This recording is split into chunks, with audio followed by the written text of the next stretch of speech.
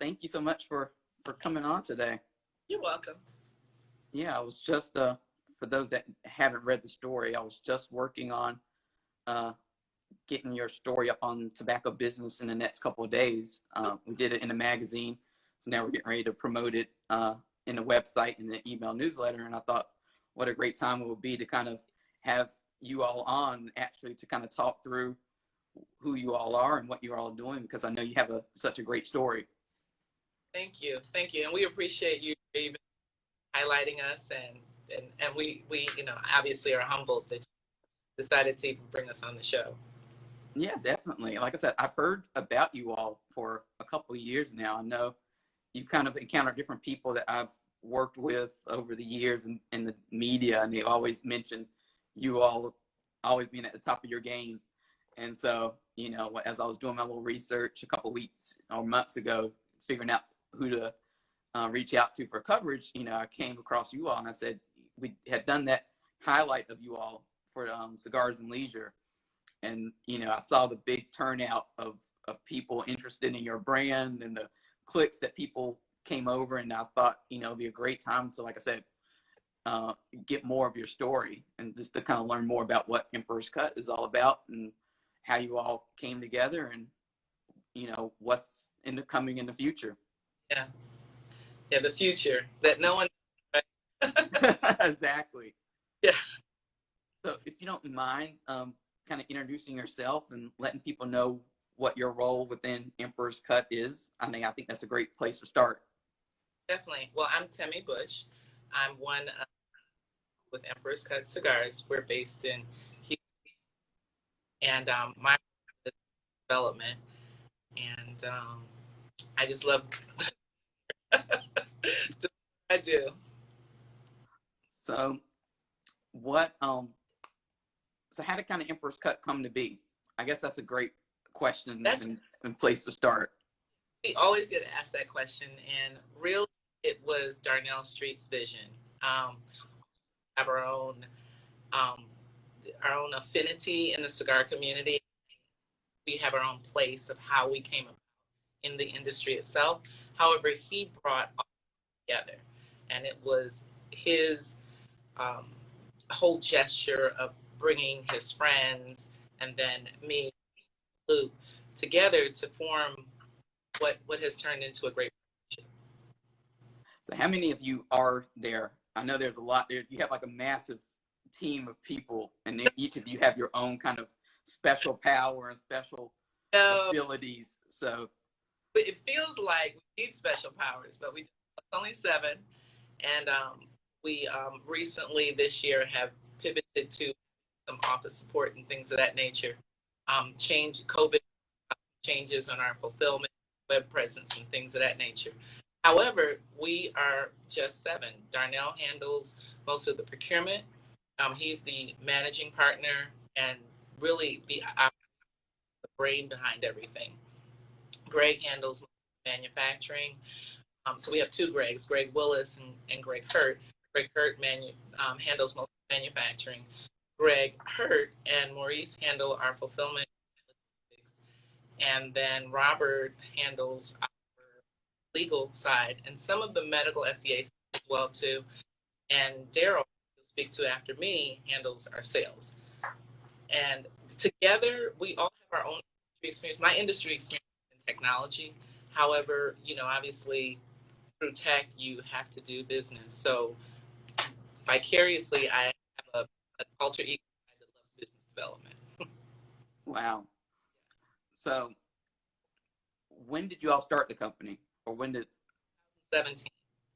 Okay, so you've been around for a while. So what's been the experience? I know I always say people always are in love with the idea of having their own cigar brand, and then they kind of come into the industry and sometimes they're surprised by how much work it is to actually get the brand going. So what's been your personal experience? Like, what have you been surprised by, or what kind of things have you learned along the way?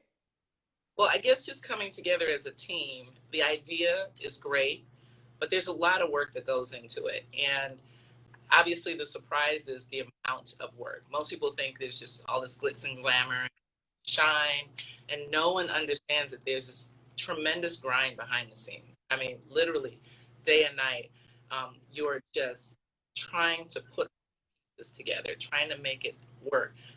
No one blending process or the fulfillment process happens with logistics and customs and all those other things. And it's really when you break down all those pieces and you're running a real operation that's fully manufacturing, procurement, logistics, fulfillment, and then you still have to go out and do your forecast, sales, and business development. You have to grow, and factoring all that in, working as a team, structuring meetings, having someone.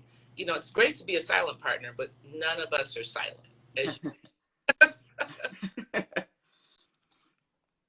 So, like you talk about all the different parts, and I don't know if you get this, but sometimes, I guess, pre-COVID, you know, when people see you traveling, they kind of think, you know, that it's just vacation time and that it's not a lot of work. I mean, have you encountered that when I encounter it all the time. So, you know, when people see the pictures of you like in Nicaragua and all these other, they say, oh, wow, you're like, how are you doing this vacation? You're like, no, this is work.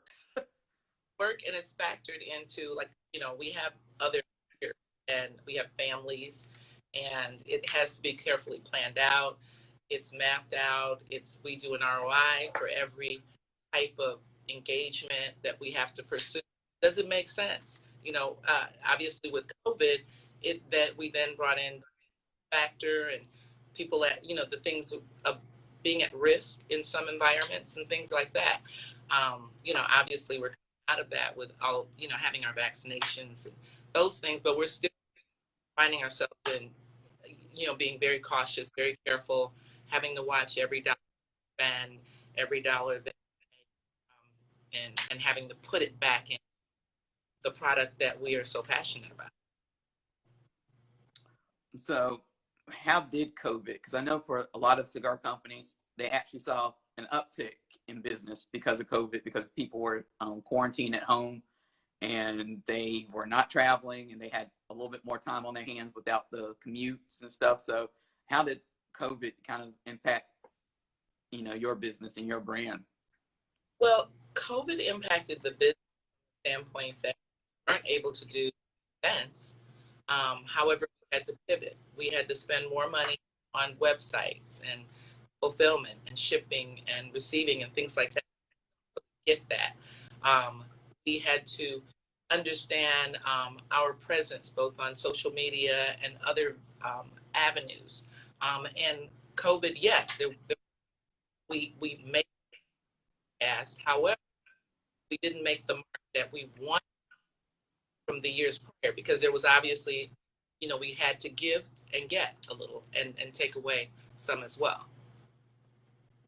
So also in the past year, I always feel like it's like the elephant in the room, because you all are a Black owned business, you know, and I know there's two different schools of thought. There are some people who say that doesn't matter. It's all about the cigar. It's all about the product. And then there's others that say, you know, it kind of does matter to some degree. You know, you might have a different experience than other brand owners. So what is your experience? Like, do you find it easier, like more of a challenge? You know, do people want to try your brand just because it's a Black owned business? You know, how does that factor into your, like, what you all do? Well, you know, one thing I want to say is we're not, you know, just knowing us, we're not just a Black owned business. We're women, Black, veteran. And so we've got all of those things in the mix. And then I'm, you know, Central American and Black. So we've got other things mixed. And I would say that it hasn't made it easy. I know there's been some social and civil and civic unrest in the past year, and that's brought some light to Black owned businesses, but it still doesn't make the playing field easier. What we did pre-COVID was we just wanted to make sure we had a great product. And then on top of that, and that meant that our launch for our first product was just, we stuck with one blend because we wanted to perfect that one. And we wanted people, when they touched the cigar, to not say it was a Black-owned brand, or it was this, or it was that, or women, or anything else, but it was a great product. And it was something that they enjoyed from top to bottom. It had quality construction. It had, great uh, leaves, aged leaves, things of that really contributed to the product. And then on top of that, we wanted people to walk away and say, we give everything for our customers. Because I always said, and our team always says, even though there's 7 partners, our 8th partner is our customer. And we care about what that customer, we want that customer. If you don't like our product, or if you have an affinity towards another product, which all cigar smokers have an affinity to everything. I mean, some like this and some like that. I can give the cigar to 5 people, and 5 people have 5 different opinions. They all have different. All we're saying is we want it in your rotation, in your humidor, and our customers is a thing that we will guarantee. We'll try to do our best to keep it in.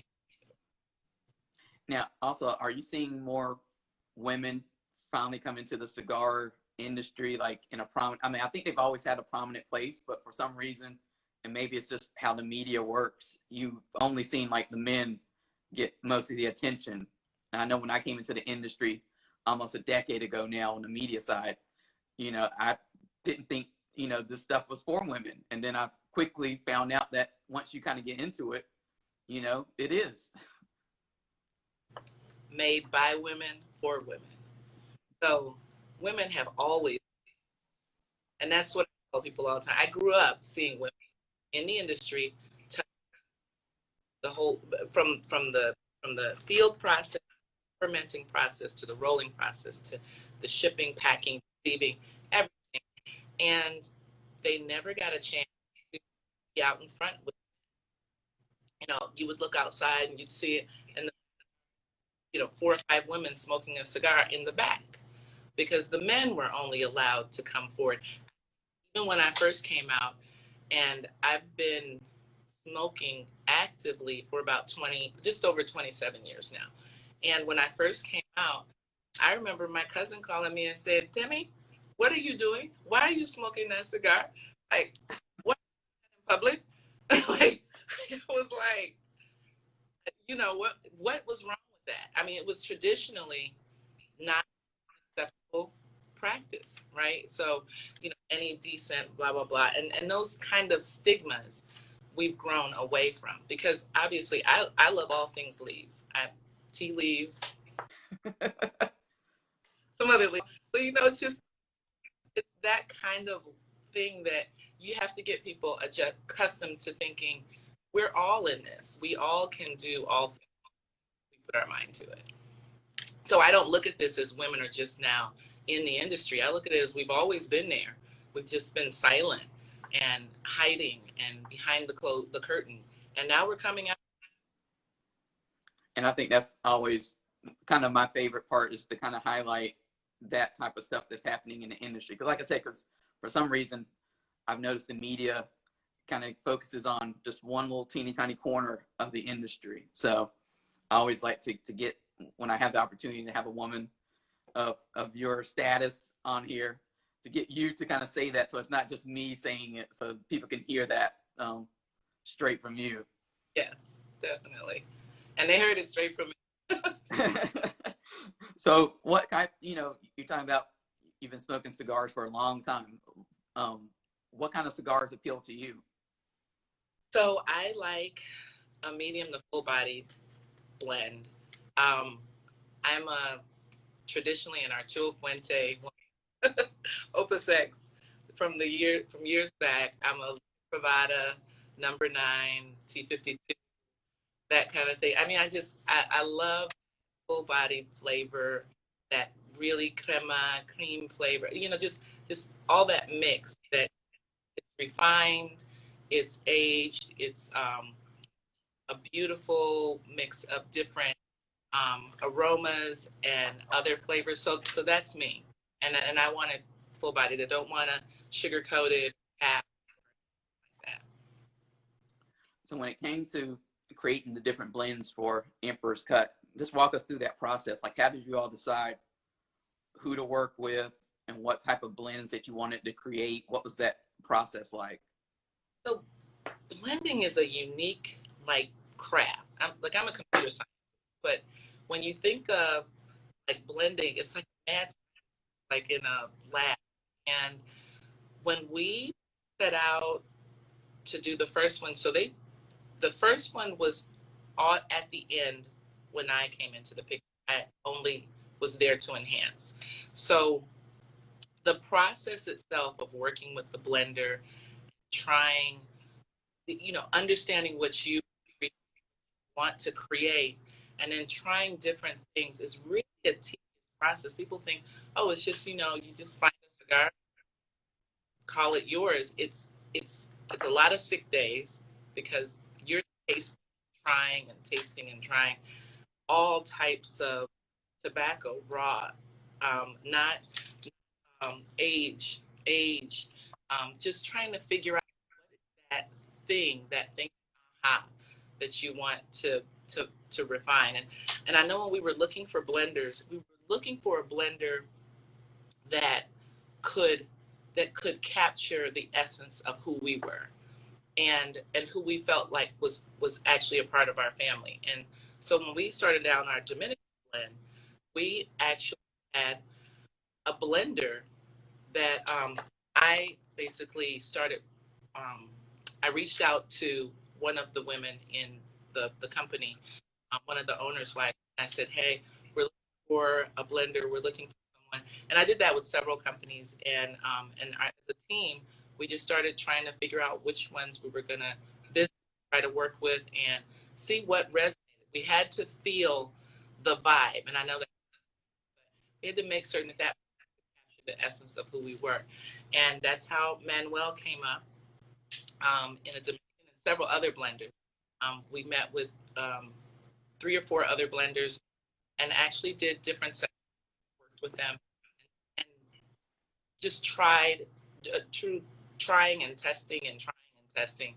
Decided not only does the person have to fit the character, the person has to fit the mold of who we are, the company has to fit quality and things like that, and it was a lot of that in the process. And just like any kind of interview, when you're trying to take on a partner, or take on a new employee or anything, it was trying to find that perfect.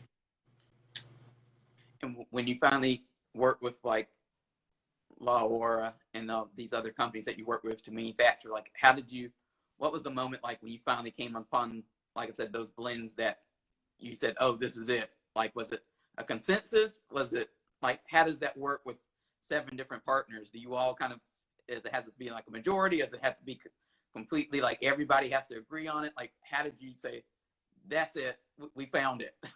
So it helps that we're all kind of scientists, because we all have this like matrix kind of personality. And so obviously we followed a whole structured process that led by Greg, put together. We did the whole, we structured everything from our tasting session to how we were going to document each and every, so putting together how we were going to document it, how we rate it. And as we worked through each one of those sessions, and we structured it just like we were in a science lab going through trials.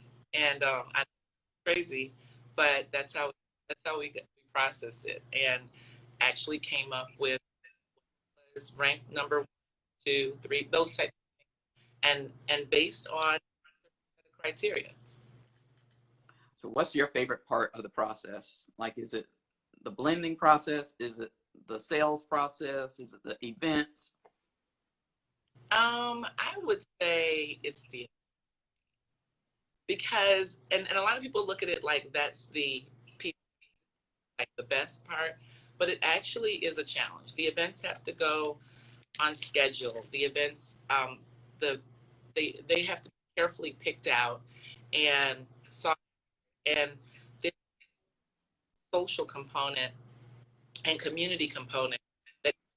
And so for me, I enjoy seeing places that are popping up places that are doing great work in the community.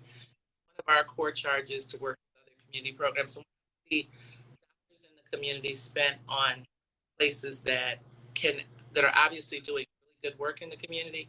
Then I love that aspect. I love the business development aspect. So I do love seeing the business grow in that way and watching the gratification on the faces of our partners and our sellers and now our new partners. So when it comes to getting your product into the stores, like how do you even approach that? Because to me, that would be the most frightening part for me, because I'm always like, how do you, how do you get somebody to buy into what you're doing and then, actually make a transaction? Like, what is that like? Like, how do you convince the retailer who has a limited shelf space? That's always what they say. We always have limited shelf space. How do you tell them, give us a little space, in your humidor, and this is going to sell for you? I think the biggest thing is, and that's a good question, is really the relationships that you acquire in this business. A lot of us came into the industry having traction in the industry and having relationships in the industry. And this is not, it's collaboration. I tell everyone all the time, you can't do this business in a silo. You have to understand the needs of the different communities, and then you're not going to walk in and just someone's going to say, oh, it's fabulous. There's thousands of cigars that are fabulous and thousands more that are greater than fabulous. So you have to really come in with the value add of the relationship. Either there's a previous relationship or there's a value that this relationship will bring as service to the retail shop, that lounge, or that big box store. And another part, I think, of that relationship is your relationship directly with the consumers. Absolutely. Who are hopefully going to go into those stores and drive that interest. So how do you kind of build a community and a following, with the consumers? Because I know marketing a cigar or any type of tobacco product can be challenging. You don't have like the normal, you can't do a Facebook ad or a Twitter ad or any other type of online advertising, really, unless it's with a cigar blog or something like that. So how do you reach out and engage with those consumers and get them to buy your product? So again, good product. So keeping on that, the consumer as being a part of the consumer is a part of our team, because we treat when we started out, our mission was we wanted to be able, as owners, to always remember our customers, always smoke with our customers, always pay homage to our customers, our retail, and our customers. And so always making certain that we keep our customers at the forefront, and we know that we are there for them. So we are our community, our issues in the community, social community that nature. Several of us do community service. And actually, each of us do community service. We have different service initiatives. We also have political and other that we try to do the rest of and try to do our part in the community. So I think knowing our customers know that we're true and tied to the community, and we try to basically work with those, support those that support us, and we follow that motto. If you're in line with us, we're in line with you, and we want that going. We've had great partnerships and people that come along and in and out, and we just know that we're loyal to those that are loyal to us. So in the last kind of 5 minutes of your part of the interview, people always want to know, like, what's next for Emperor's Cut, and I'll ask Darryl the same question. So I want to see if you two come up with different answers. But what can you kind of share with people, because they always want to know what's new, what's next. Are you working on anything new with the brand? Like, what can people expect out of Emperor's Cut for 2021 and even going forward? Well, we're always in the lab. So that's number one. Right now, tomorrow, next for me, in at Total Wine there, and in Claymont, and I enjoy that. The Cigar Week. So we try to all stay connected. Things that are happening in the retailers that support us. But next, as far as our growth and opportunity, we try to an idea or idea in the hopper. So there's other growth down the pike for us, and we're just managing them carefully. We're looking at the environment. We're looking at the post-COVID situation. We're trying to understand what that means for a lot of the events we're doing right now. So we're trying to manage all that. So there are a couple of things that we just want to kind of keep at the forefront. But for us, yes, we're in the lab, and we'll continue to be in the lab. Well, awesome. Well, we're getting ready to let you tap out, and then we're going to tap Darryl in. So, is there one question we should ask Darryl? I'll ask you. Is there a specific question we should ask him when he comes on in a minute? Ask Darryl, what is he drinking? He's always up to something. No, Darryl's a great guy. He's got a lot of knowledge, but he's always got something pairing his cigar with. So, yeah, that's my funny question of the day. Okay. Well, like I said, thank you so much for coming on, and we're going to let you hit the X button and tap out, and then we're going to get Darryl in here and kind of wrap up this interview. So thank you so much. Thank you. How are you? I'm doing well. How are you doing today? I'm doing well. Thank you so much for coming on. That's great. Thank you for having us. Definitely. Thank you for having us. Oh, no problem. Like I said, I always like to extend my platform to brands that I don't feel like are getting all the attention, I should say, that some of the other brands get. So I'm looking forward to having this conversation with you for 30 minutes. And I think you had a good lead in with Temi. Yeah, I'm trying to think of, are we live now? Yeah. What else is there for you to ask me? She's covered just about everything. You got the COVID situation. You got, the racial and political situations. You covered just about everything. I don't know what's left. I am drinking something special, though. Your input on some of this stuff, because I know that even though you all are a collective, I know you might have your own take on some of these questions. So I definitely don't think we've covered everything that needs to be covered. So if you would just introduce yourself to those people who are still watching or people who are going to be listening post live, just introduce yourself and let people know what you do within Emperor's Cut. I'm Darryl Redmon. I am in charge of sales with Emperor's Cut. I do big box sales, which are the large distributors and also some of the retail stores. And I push a lot of products out to some of our lounges, the lounges that we support and the lounges that support us.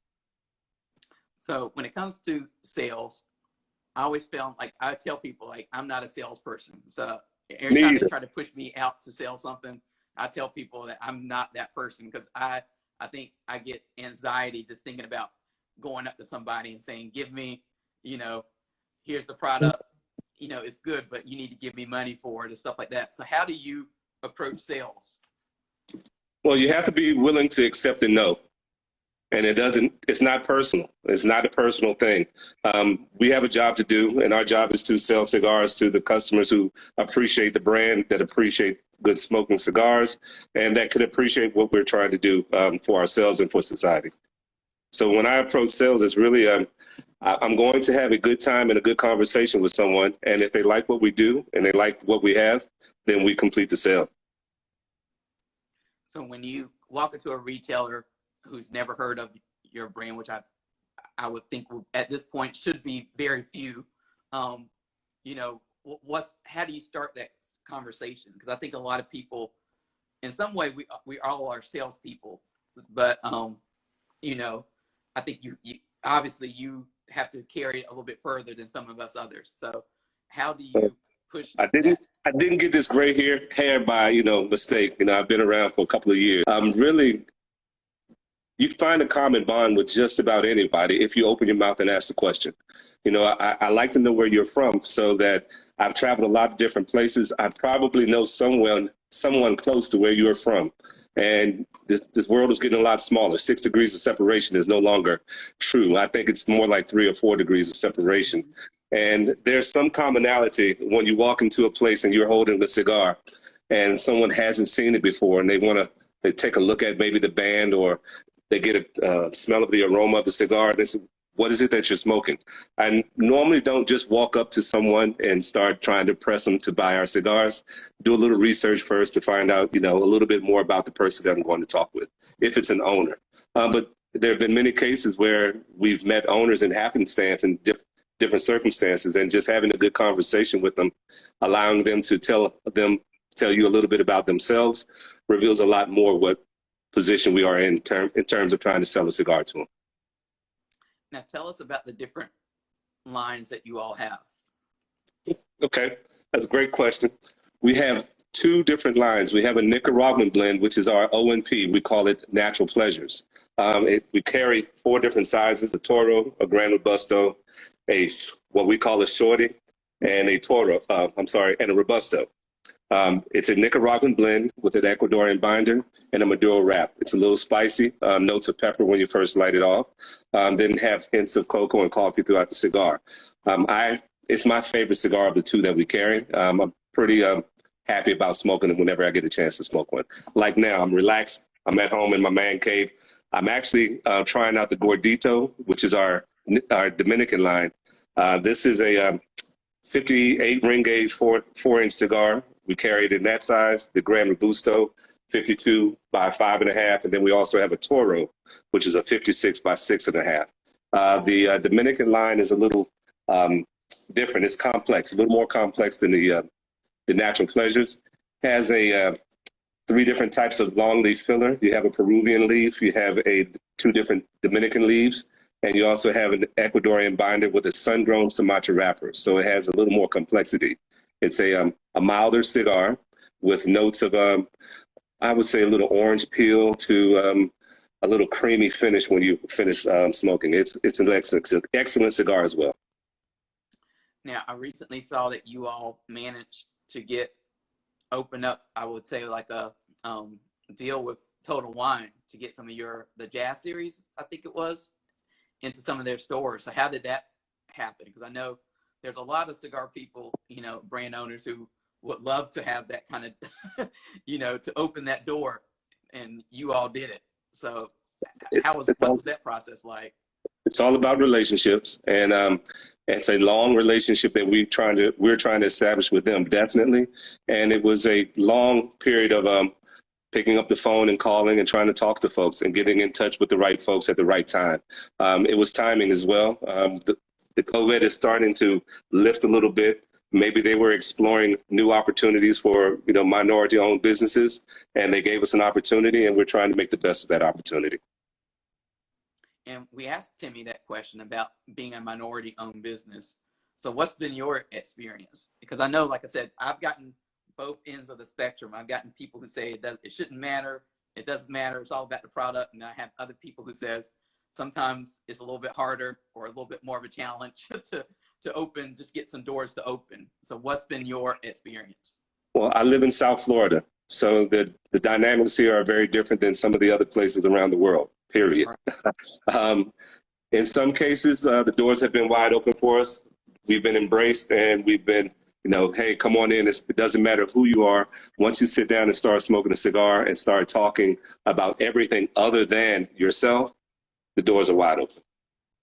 I don't think I've had a bad experience because I want to allow myself to, you know, bring that into my circle.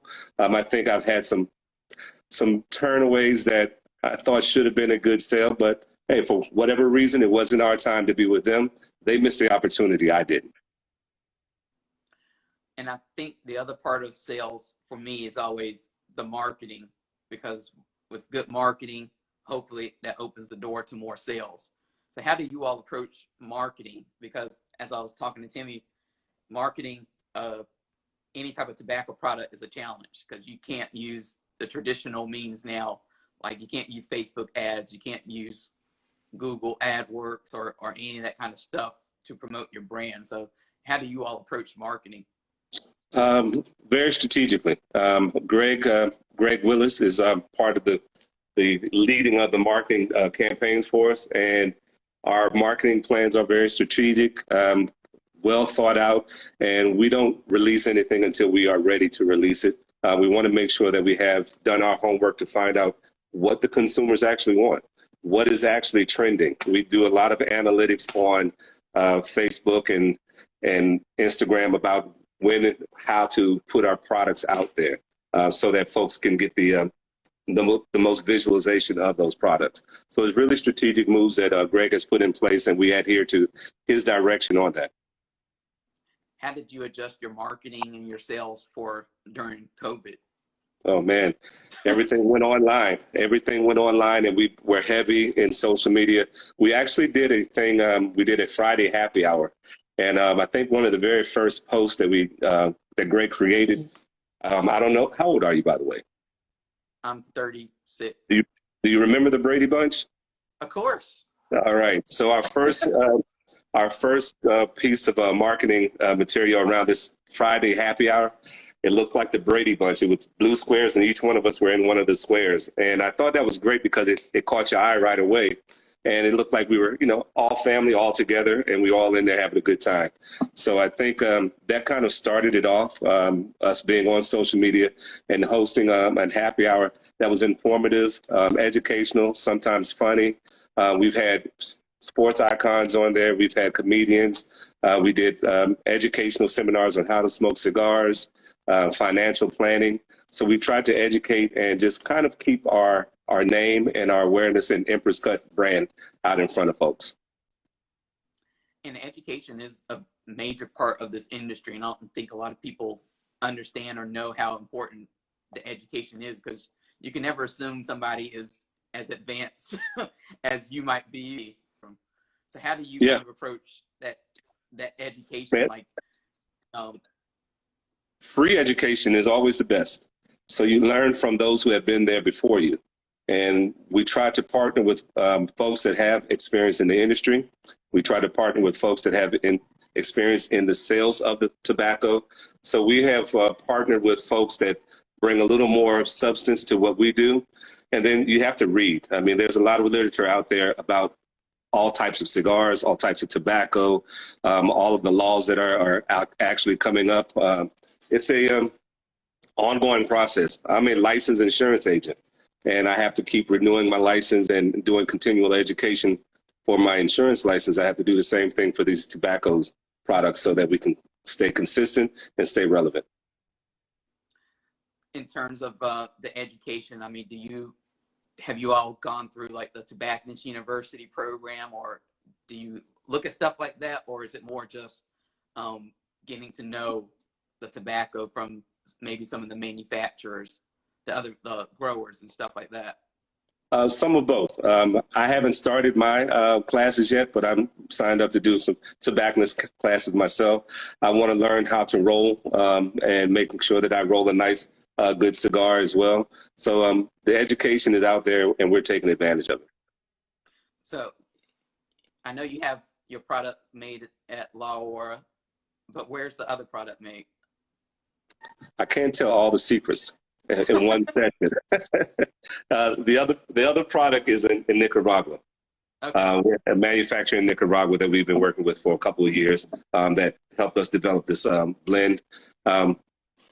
They changed names a couple of times, so I don't want to release all of the information about them yet. I always am interested in knowing from people like you who are successful, who have their own brands and stuff like that. When it came time, like, do you have any other like people that you reach out to for information? Like if you are kind of at a loss of something, you say, I need to figure out how to solve this problem. Who, outside of your team? Outside of my team, I have a mentor that you might reach out to. Yeah, there's a couple of people that I reach out to that are completely separated from the industry, that have a different thought process about what we're doing. And one of those folks is my uncle. He's a retired police officer, state trooper. He's a retired military, and he's a minister. And he likes to play golf, and every once in a while he enjoys a cigar. And he has had so much experience in life that when I find myself in a rut of not knowing something or looking for somewhere to find the information, I kind of lean on him. He's been around for a while. Unfortunately, lost my father when I was young, and my uncle has stepped up to be that man that I can lean on for support. So what's some of the best business advice he's given you? Some of the best business advice, learn how to say no. You know, every customer is not your customer. You know, you don't have to go for that one that may have the largest humidor in all of the states that you represent, because you might be that only this much room in that humidor for your product, and it might get cannibalized by all the other products that are there. So that you don't always have to go for the big bucks or the big win to be successful. And he also has always told me to just keep pushing forward. No matter what happens, the next day can be better. In terms of collaborations, I know some people are big on collaborations. Are you all big on collaborations? Is there anybody that you're kind of pining to work with at some point in some capacity in the industry, or are you kind of cool, kind of off doing your own thing? That question probably would be answered differently by each person in the organization. I really have had a good experience working with some of the representatives of Uncle Nearest. I think we have a like-minded business approach, and I enjoy what they offer in terms of their spirits, and I think that they would be a good fit for us. So if you know anybody that knows who to talk to over there, who we need to be in contact with, I know you got a lot of pull. I'll see what I can do. Now, in terms of since you've been in the industry for a while now, I know it's different once you kind of get into the business side of the industry. I know as a consumer, you kind of have your idea of what the industry is about, and then you kind of get into the back end of the industry, and you're like, oh, this is the reality. So for you, was there anything that you were surprised by, like once you came into the business side of the industry, that it didn't come up to your mind when you were just a consumer enjoying a cigar? Yeah, definitely. One of the things I think was most shocking is how one little thing can disrupt the timeline and the cycle of you getting your products. It could be a bad storm. It could be civil unrest. It could be a flat tire by the FedEx truck, and that delays your shipment of products and getting to you, and how that affects everything else that you have in line. Your timelines for supplying different groups of folks that are looking to get your cigars yesterday, and out of your hands on Mother Nature or the circumstances that have delayed that shipment to getting to you. But you have to be prepared for things of that nature. And I think Darnell, Greg H, and Greg W have done a good job of making sure that we are prepared for what comes next. Now, if you were to start your business today, what would you do differently? If I was to start my business today, what would I do differently? That's one of my Oprah questions. It is a good Oprah question. Let's say I would travel just a little bit more to some countries that have not been exploited by cigars. Oh. I would go to some countries, South Africa, Australia. If there's some tobacco leaves that are different and have a different structure or flavor, I think I would try to travel to some other foreign countries and kind of absorb their take on tobacco. Now, I know you've traveled, obviously, to some of the big, cigar countries. What's been the best kind of trip that you've taken so far? That you just came out of it just completely mind blown and wowed and inspired by it? I can tell you it wasn't out of country. It was right here in the United States. Okay. We recently visited an upstart lounge in Haines City, Florida. The person that owns the lounge was inspiring to us because he was so promising the things that he's doing. He actually owns a vocational school, And the cigar lounge that he's opening, he's going to donate 25% of the proceeds to his vocational school. He's an engineer by trade, and he had actually built most of the cigar shelving that was in the location. He's planning on having an open area for live music on a large deck outside with gazebos and waterfalls. He also has a restaurant that he's put in this place, a barbershop, a shoe shine stand. He's incorporated a little bit of a lot of the cigar lounges he's visited around the country. And he mentioned one that he visited here in Miami that he kind of took some of the style away from it.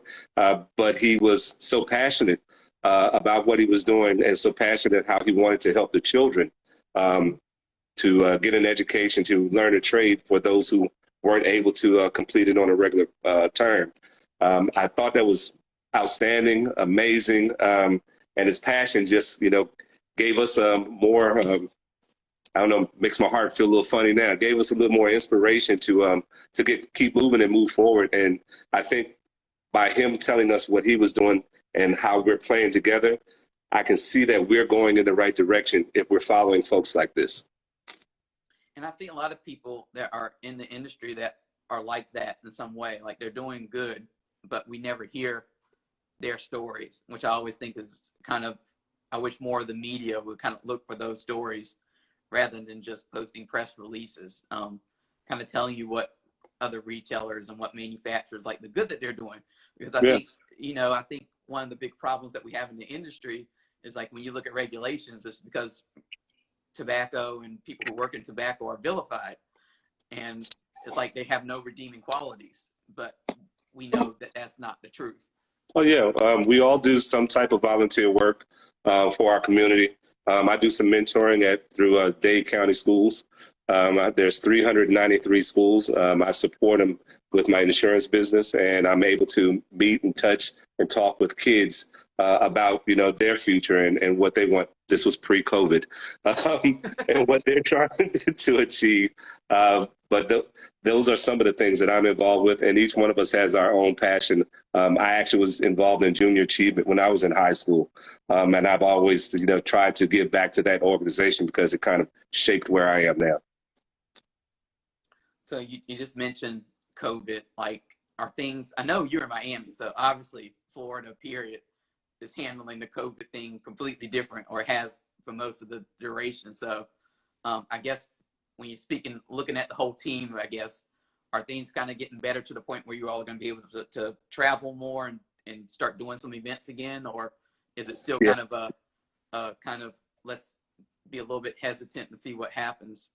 Well, we've all been vaccinated so that we feel a little more comfortable in moving around the country, but we're still taking it cautiously because no one really knows how this is going to moving forward. And we want to be here to enjoy, the fruits of our labor. Exactly. I'm the same way. I feel, I'm due for my second dose in a couple weeks. So, I'm being cautious as well. I was used to traveling before COVID, and I haven't traveled for a while, but I feel like I'd rather wait and see, like you said, be a little bit cautious.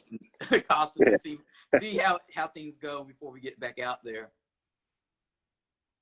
Yeah, oh, definitely. And if I can't get there by car right now, I'm not going.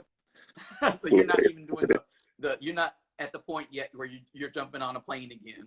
No, if I can't get there by car, it's out of the picture right now. So you're down, like I said, you're down in Miami. I actually went to for, I would say, an academic year. That was all I could take before I had to come back up the South. And people were like, "Oh, but it's in the South." And I was like, "No, Miami's just." I feel like Miami's its own country, even compared to like the rest of Florida. I feel like Miami should be its own. Yeah, I agree. Completely state. I agree. And country. It's a different mindset. It's a different group of people. It's just different down there. Oh, I agree. I'm a Virginia native, like most of us are, in Empress Cut. And when I moved down here 20 plus years ago, I was shocked, and I'm still shocked on a daily basis.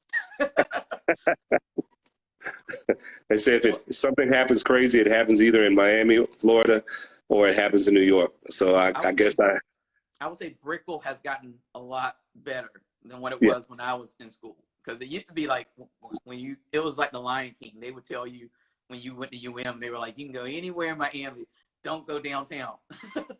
and it was like, whatever you do, don't go downtown. And now Brickell's like this completely. I mean, that's where when I go down to Miami, that's where I like to stay now. It's like a completely happening, completely different vibe now. Yeah, Brickell has come up very well in the Wynwood area.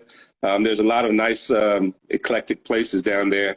I enjoy it. Every time someone comes to visit, I take them on a little tour. You know, when you come back down, if you want a tour of Miami and some of the parts you might not have seen, give me a call. We'll hook up and take a ride and smoke a cigar or two.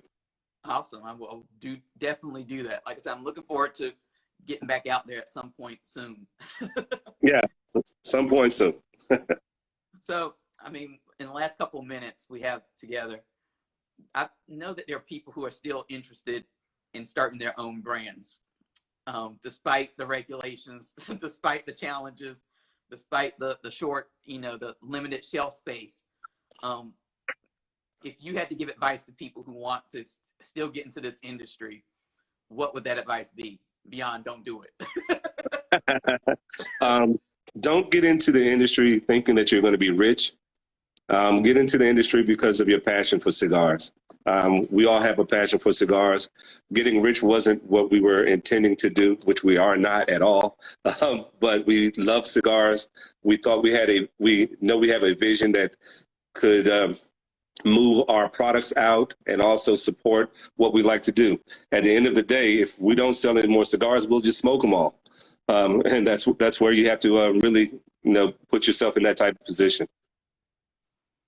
So, and when you're obviously, you have your own brands, and I know you like to smoke your own brands, but obviously I would think when you're doing research, quote unquote, you like to smoke other brands. So what are some other cigars out there that have kind of surprised you in a good way? Lotto Order has a cigar called the ADN. I'm normally not a medium to full, not a full body cigar smoker. I'm usually medium to full. It's actually the most full cigar that I've had that I actually really enjoy. It's a ADN.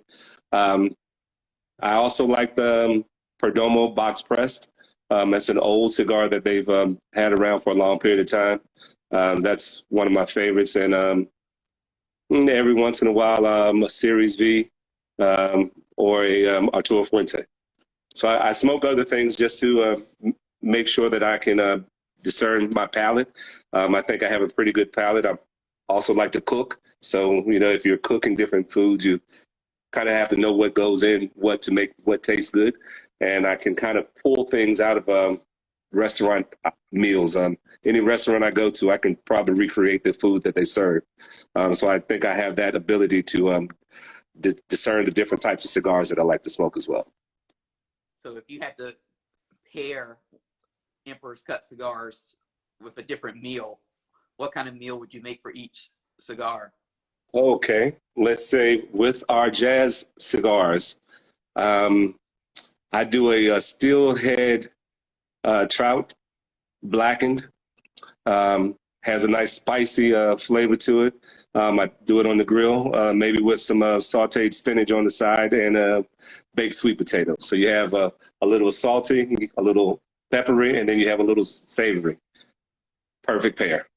If I were going with our natural pleasures, which has a little more bite, a filet mignon, medium rare, with a nice glass of Malbec.